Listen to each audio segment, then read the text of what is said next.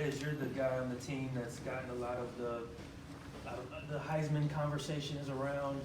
Do you think number 24 deserves to have some talk in that conversation as well now? Yeah, number 24 is a great player actually. He makes my job a whole lot easier. And then when you have 5, 6 great big guys up front that do their job and move the line of scrimmage, it makes it easier for both of us back there. But yeah, I mean, there's not in the locker room. There's not much Heisman talk. There's not much of that. We're a team. We're about team goals and team achievements. But yeah, when you talk about that, Jerome Ford is a player now. Coming into the game, did you feel like the ground game was going to be the focus, or was that kind of adjusted to how they were defending? Yeah, I think every week we want to dominate. We want to dominate up front on both sides of the ball, both offense and defense. So coming into the game, we know we have to establish a dominant run game, and then everything else is going to take care of itself after that. And once we got going, we felt like we were getting good movement up front. Jerome was seeing the holes very nice, and it was just flowing for us. And then once you started to get a little tempo going, they started getting jumbled up, mixed up. Made it easier for those big guys up front to do their job and move them. When you hand the ball off to him, to Jerome, on the 79-yard run, when do you get excited? The minute you see what he has in front of him, or does it take a little while? So obviously I know the play and I see it. Once I hand the ball off, I kind of see it work out. And you'll see if you go back and watch Lorenz Metz, he pulled and filled that gap and cleared a big hole. And Rome shot right through it. But as soon as I see Metz make contact and there's a slight bit of hole, that's about where it is right there, is when you start getting excited and you see no one else behind. So 2 straight games with 50 points. How have you guys seen everybody handle everything that came after Notre Dame and all that attention? I think we've handled it very well. I think we still have a lot of growing to do. As a team, I think we're a little disappointed in how we performed in the second half as an offense. That we didn't come out and jump on them the way we wanted to.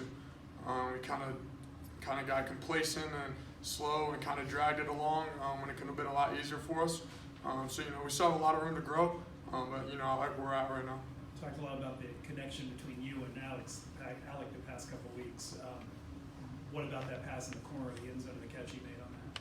Yeah, so we had motioned it over.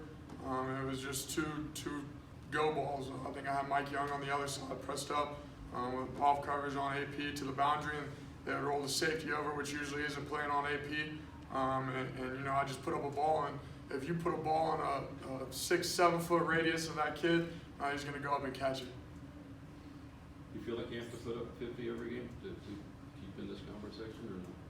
I feel like we should put 50 up every game just because that's how we execute our offense, and that's how it should be when we have good weeks of preparation, good days of practice, and we come in juiced up, ready to go. So, every game's obviously not going to be a 50-point game, but I'm sure we would all love it for it to be a 50-point game.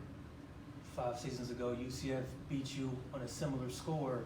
What does it just say about the growth of this team during that span to kind of flip that score around?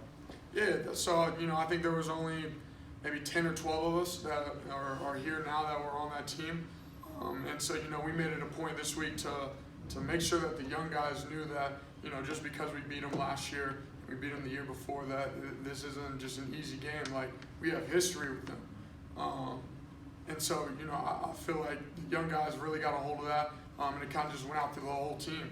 And so coming out here, we had a lot of the guys from that team back here today, and we're at the hotel last night, and we were just like, hey, this was okay for you guys too. So they came back in there, and Tyler Cogswell, Carter Jacobs, they just came in, said, thank you, bro. Really. Talk about your relationship with Lenny Taylor over the past few games. We've known you've had great relationships with Josh Wiley and Lenny. Lenny had 4 catches for 47 yards. Talk about what he brings to the table and your connection going forward.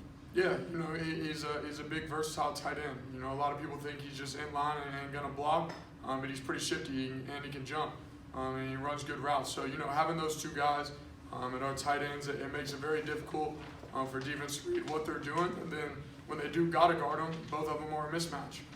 So like I said again, it makes my job a lot easier when you have great guys on the outside like them. Desmond, any disappointment by not hanging 60 today? For you, yes. No, like I said, I think if we came out and we executed better in the second half from the jump, score could have been a little bit more. But you know, we didn't do that, and we're just going to keep continuing on next week. Any more questions? Thanks, Des. Thank you. Thank you. Have a good night.